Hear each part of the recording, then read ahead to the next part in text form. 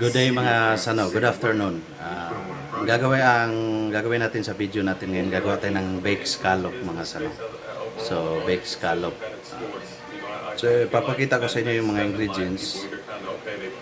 So, bago ang lahat, maraming salamat sa mga nag-subscribe na, mga nag-view na ng video ko. At sa mga, sana yung mga mag-view ay mag-subscribe din. Ayan, sige, umpisahan na natin mga sano. So ito mga sano, ito yung ating scallop. So ayan mga sano, yan lang galing sa kapitbahay natin. So itong ginagawa ko, mayroon na tayong minced garlic and onion. So hinalo ko na. Siyempre may cheese, saka yung butter natin. So ganun lang. Ito nilagyan ko na, ganyan nilagyan ko na ng minced garlic. So slice na tayo ng yung konting, ayan, yung butter. Halimbawa ito. Ayan. So, ipapay lang natin. Patay ulit. Lagay natin. Pakasimple lang mga sano. Importante lang may scallop kayo. Ayan. So, ganyan. You want to say hi? Yeah. Okay, you want to say hi? Mayroon mag-hi daw mga sano. Say hi. Subscribe And your channel. subscribe our channel. Ayan, sano kulit. Pagbigyan na natin. So, ayan. Ganun lang. So, papay lang natin dito again. Ayan. Ayan lang. So, ayan mga sano. Ilan bang magkasya ba ito lahat? Sana. Kung hindi, dikit-dikit to.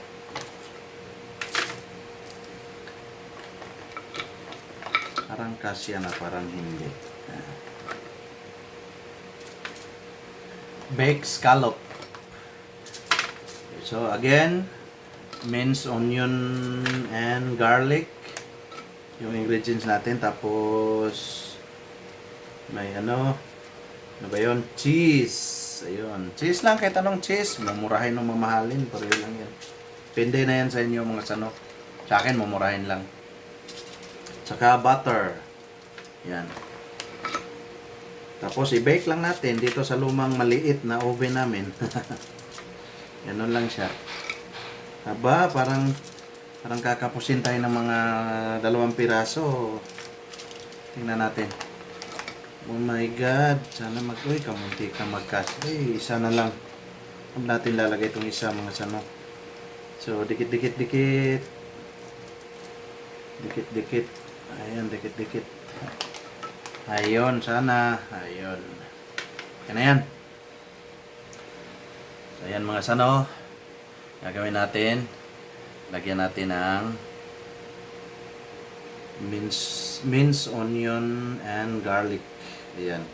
Sa ibabaw lang mga sano. Ayan. Parang dami itong nagawa natin ano. Lang yan. Para sa ating baked scallop dito sa Kusina Lakes.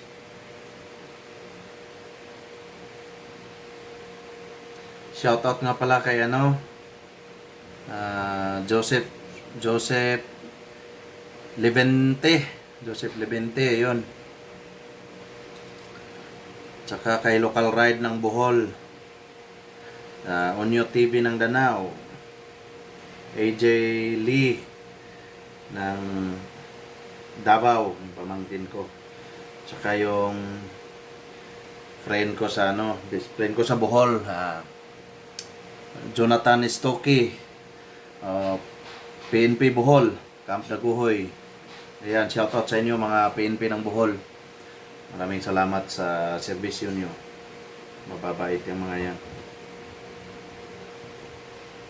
So ayan. Tapos na natin, sobra mga sano. Sige lang, ilagay natin yan sa usawan. So next is, yun nga, hiwa-hiwa lang ng itong butter. Huwag naman masyadong marami. Yung tama lang na magmantika siya mga sano. Tsaka tutulong siyang luto. Kasi maalat naman to. Hindi na tayo maglalagay ng asin mga sano. So ganito lang. So, kung mapanood itong video ko, alam nyo boring, pero panoorin nyo lang para pag nakita nitong video ko, pag kayo na gumawa, siyempre, magkakaroon kayo ng upgrade. Kasi, itong sa akin, pwede nyo i-upgrade yung style ko. Kung gagawa kayo. Kanya-kanya naman tayo ng style. Wala namang as in batas na pagluto ng o rules ng pagluto ng scallop. Basta masarap lang para sa inyo. Okay lang yan. So, after nito, pag nabuo nalagyan na natin lahat mga sano, cheese naman yung lalagay natin. So, wala nang asin. Burburan natin to ng kunting ground black pepper. Scallop. Baked scallop. At kusina legs. Cooking mga sano. Napakasimple lang.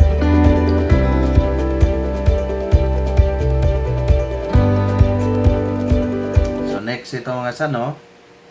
Okay. Cheese na naman. Cheese. Yan. Cheese.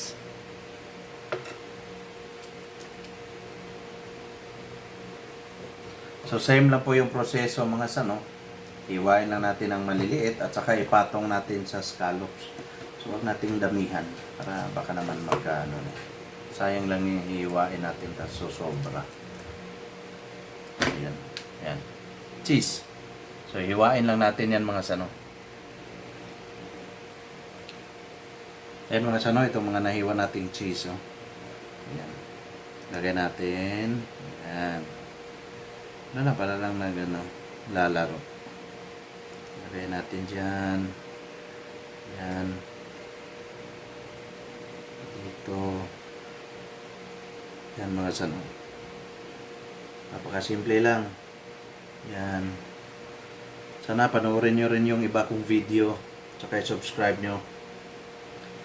Marami pong salamat sa inyo mga sano. Sa mga lalo na sa talagang sumusuporta sa channel ko. Ayan.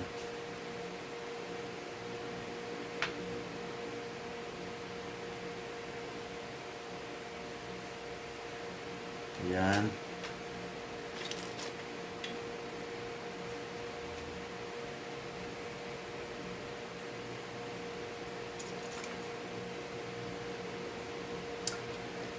So, ayan mga sano. Next natin gagawin dito ay i-bake na natin. Siguro mga lang. 10 minutes. At 180 degrees. Ano yung oven natin mga sano. So, stay tuned mga sano.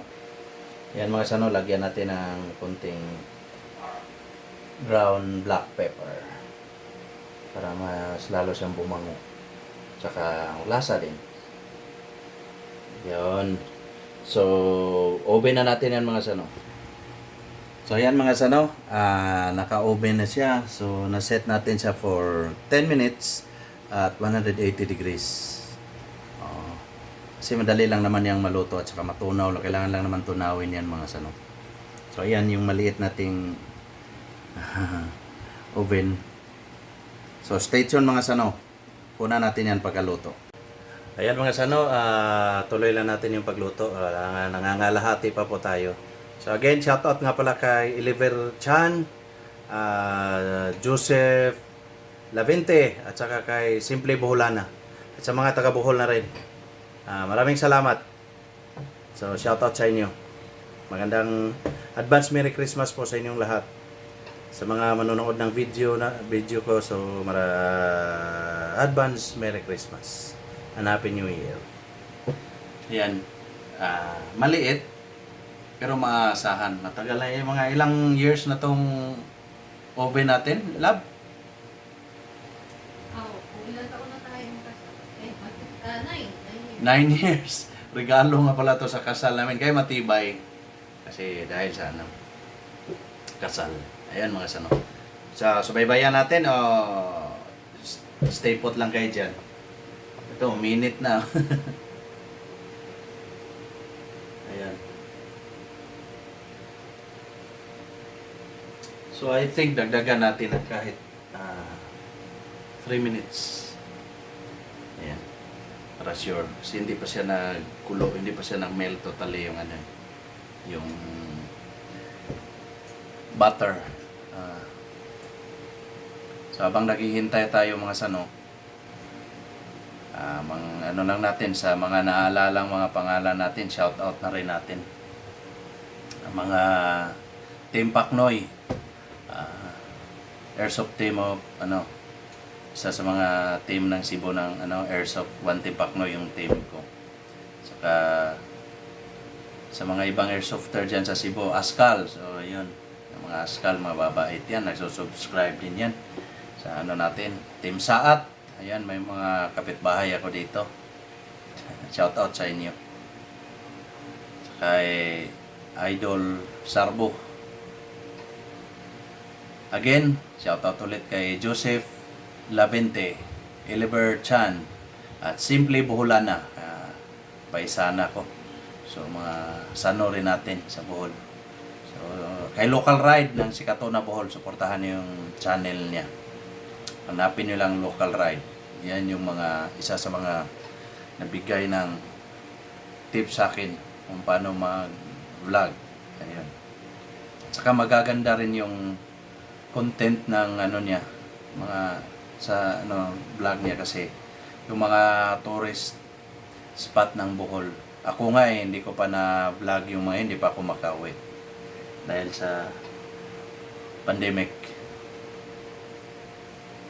Ayun. Patuloy lang siya. So stay put lang kayo mga sano para hindi kayo ma-bored.